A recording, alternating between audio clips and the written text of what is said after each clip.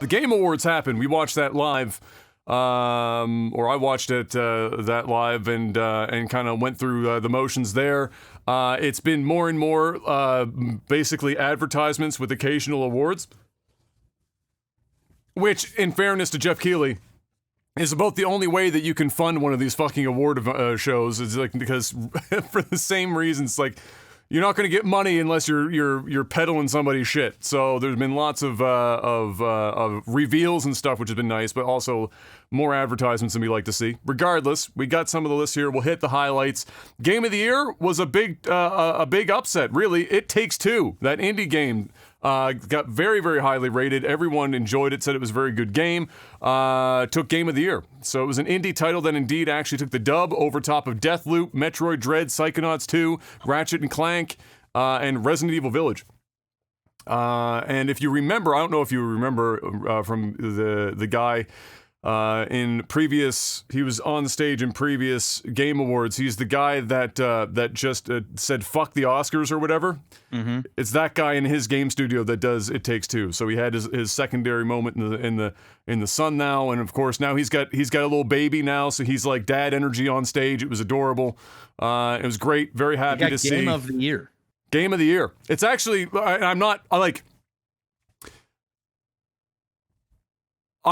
I could make a case for, on this list of the games that actually made it, I could make a case for Ratchet and Clank, Psychonauts 2, and It Takes Two. I can't see Deathloop, Metroid Dread, or Resident Evil Village being on that list hurts my fucking soul. Yeah, that's a technicality, I think. I think that's basically a technicality. Would I have given it to It Takes Two? Probably not, but I also think that it still totally deserves to be on the Game of the Year list, like 100%. Pretty much everyone, critic or player alike, loved it, and it's still highly recommended, and so I can see why.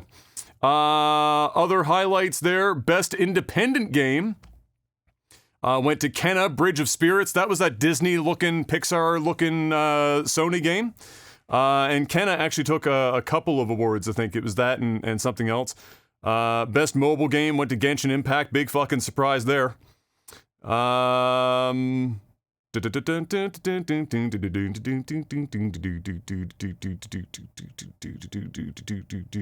to see what other highlights would make sense to talk about here. I like this category now, innovation in accessibility, because games are getting more and more accessible for people with disabilities and whatnot, so they have a new category that allows these games to get awarded for making the effort. Far Cry 6, Forza Horizon 5, Guardians of the Galaxy, Ratchet & Clank, and Veil Shadow of the Crown were the nominees, and Forza took that. Of course, it's kind of hard to compete with fucking having, like, overlaid sign language people in your games. A hell of a friggin' jump forward. Best art direction went to Deathloop. Best multiplayer also went to It Takes Two. I think that also took family game. Fun fact, every other game in the family game category was Nintendo. Oh. It Takes Two was the only non-Nintendo game in the family category, and It Takes Two took the prize. Best esports game went to League of Legends for like the 90th fucking year. But again, how are you supposed to...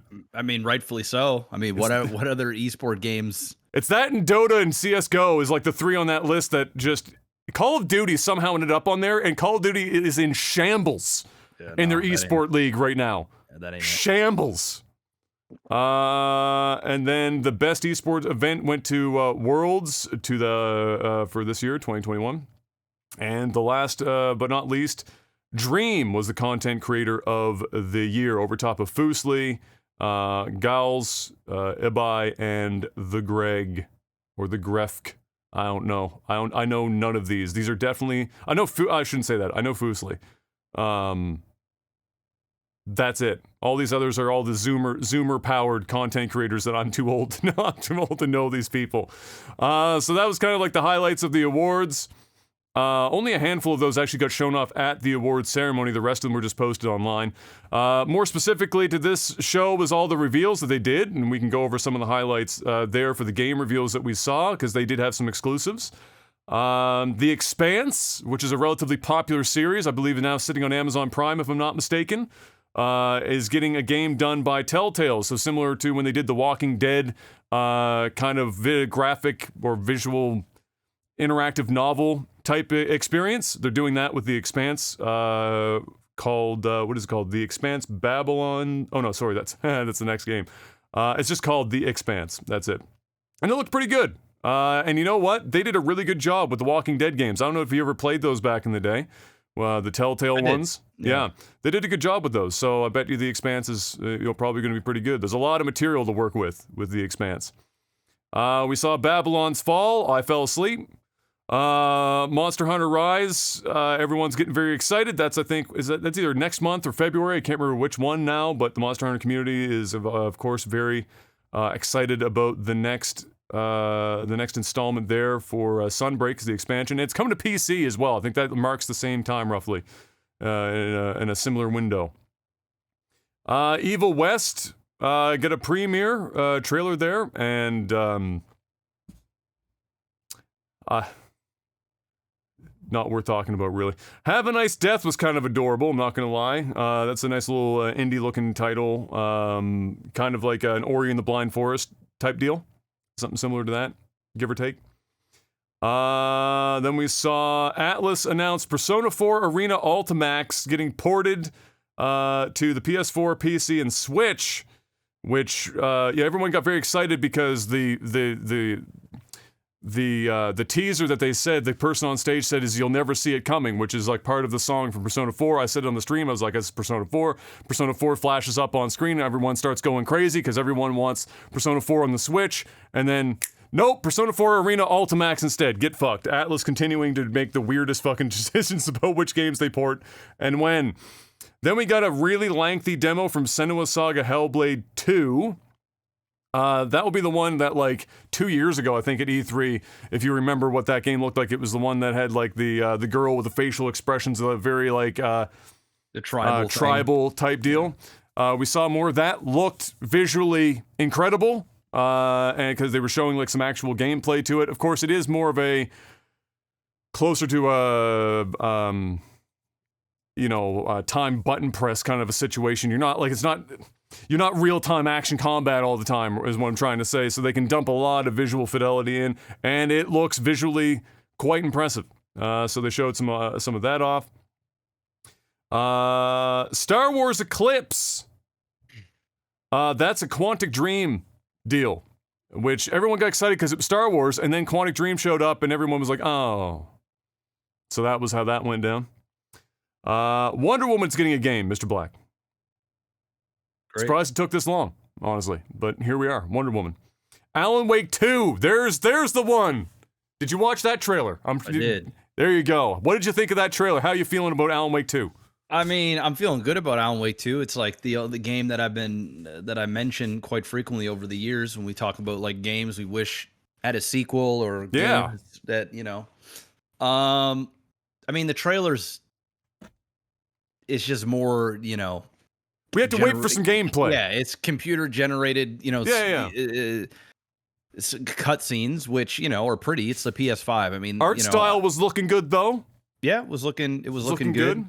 How do you feel about them saying that they're going towards a more true survival horror instead of doing the thriller that they did before? How are you feeling about that move? I think it's a fine move. I mean, I kind of felt it to be more of a survival horror the first game anyway. I mean, as long as they keep the story elements to it and it's story driven, then I'm down. It's I guess it's probably going to play like Silent Hill and Resident Evil. I literally said on stream, I said when they said they're doing like more survival horror, and I saw the trailer, I said out loud, these guys are doing Silent Hill because Konami won't do it. Yeah, and Resident Evil's so big. It's like if you can create some competition, because there's no real competition for Resident Evil in that sense, like as a horror survival type game, then I think it can do well. I mean, we'll see. Just don't do multiplayer bullshit. Don't fucking they won't have multiplayer. Yeah, like just make a good story and make a good game, and we'll see what they can do. We also got Sonic the Hedgehog 2's official trailer. We heard Mr. Idris Elba dropping his Knuckles impersonation. And you know what? It looked pretty damn good. You know, I love the arc of the Sonic movies thus far. It was going to be a dumpster fire, then it turned out to be not so bad, and now we've got like this full blown, we're bringing in some bigger names, and now it's just looking properly like it's going to be quite a good sequel. So that was nice to see in that trailer. We got some more Horizon Forbidden West gameplay. Breaking news, it still looks really good. Final Fantasy VII Remake Intergrade PC release date trailer. So we get a release date for that. It's coming out. Came out what? 2 weeks ago. It's been how long we've done this podcast since? This is the 16th that bitch came out. I thought it was in January or some shit. If I remember correctly, the PC port is not so hot. Which would be basically par for the course for Final Fantasy PC ports, so that wouldn't be surprising to me if that was the case. Destiny 2, the Witch Queen trailer dropped. If you're big on Destiny and still like getting reamed by Bungie, then you get excited about that. Then Guillermo del Toro came on screen, Mr. Black. And he name-dropped some people, and then he name-dropped Silent Hill. And my people, I mean, he name-dropped, like, he was name-dropping, like, so he's Silent Hill, and then the creator of Silent Hill, and the guy that did the music for Silent Hill, and everyone in the audience, and me at home, are literally about to pass out. It's like, this is finally happening. Holy shit. And then they dump into a trailer, and as it turns out, everyone involved in that is doing not Silent Hill, and I immediately fucking turned my brain off and got angry about it. Like everything. Guillermo del Toro, who was with Kojima trying to work on like the next Silent Hill, and then you had the Silent Hill creator and the Silent Hill fucking music guy, and I was just like, oh please, this is it, this is our moment in the sun. And then no, instead we got Splitterhead, and I gotta be honest, at least from the trailer, I'm passing hard on that. Passing the rock hard on Splitterhead. But that might just be because I'm salty that they gave me all of that and then blue balls me the fuck at the end. It was bad enough that Guillermo, like, a couple days later had to come out and say, guys, I'm sorry. I didn't mean to actually blue balls you. I was actually just trying to jab Konami for not making a Silent Hill game. Like, alright, Guillermo. Go back to making crazy movies. Nightingale was a new game from former BioWare boss Aaron Flynn. It's a survival crafting game that looked aight. What do you got? What do you? A guy in the chat said Jeff's jacket's making him look like he's got saggy titties. For fuck's sakes, my God! I already lost the weight, man. I already lost the weight. Oh, bro, I am levels of out of shape. My dad came out the workout room earlier today. I was sitting on the couch just getting the podcast ready. Dan Boy comes out. He's got a muscle shirt on. He's 70 years old. His arms are the size of my torso. And because he had just like he's just doing like his exercise or lifting weights. Came out and I was like, God damn it. I'm just looking at myself on the couch. Yep. And I'm just like this amorphous, skinny, fat blob. And Dad, 70 years old, walks out the door just jacked out of his mind. Bro, I was like, I had the exact same experience, man. So fucking Christmas. Was it Christmas Eve?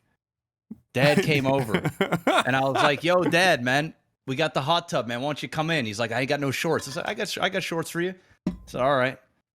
Dad goes out, I'm in the hot tub. He comes down. This motherfucker is ripped, jacked. Fucking, he comes in here and I'm like, you know, I'm looking at the guy like, for one, I'm impressed, but for two, like, it made me look at myself and I'm like, sad. Dude, how is this almost 60-year-old man literally in at minimal 5 times better shape than me? Like, it's absolutely insane. He's got no gut. He's got his fucking arms the size of my head. His fucking legs are like tree trunks. The guy's a brick shithouse. I'm like, bro. It's the difference between exercise and not exercising, Mr. Black. Seriously. And he's in the gym all the fucking time. And I'm like, my God, man. So, yeah, the dads are out here just making us look fucking... Looking terrible, bud. Looking awful. Fucking like, brutal. I'm going to be over there doing renovation work. Dad's going to have all this energy. I'm going to be gassed in the first hour. Yeah.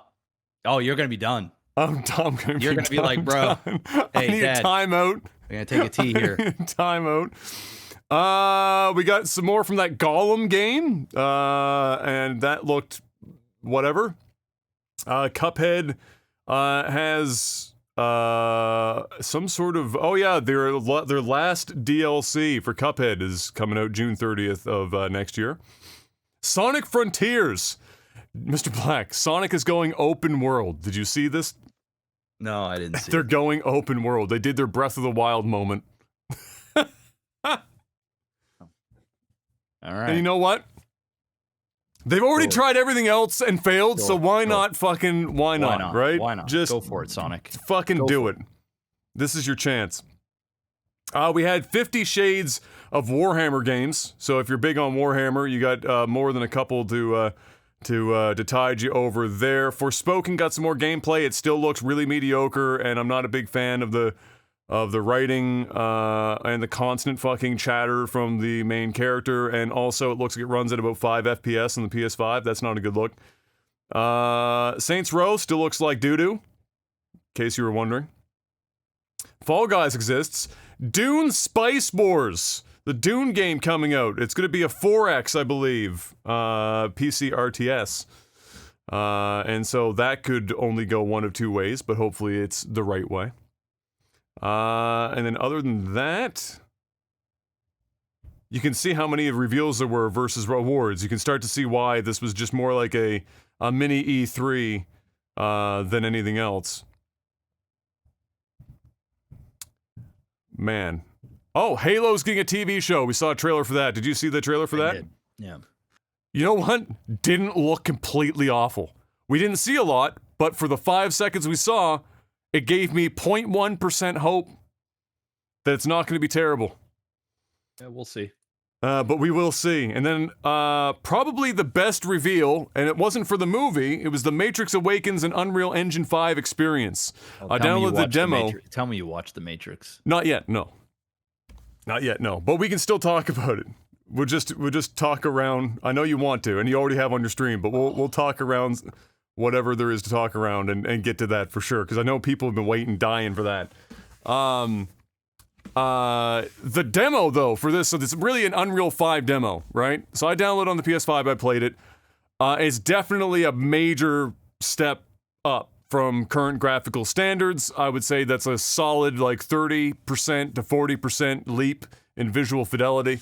I immediately broke it, because that's what I do with those games. I just break them if I find a way. I get outside the map, and had some fun out there. But you know what?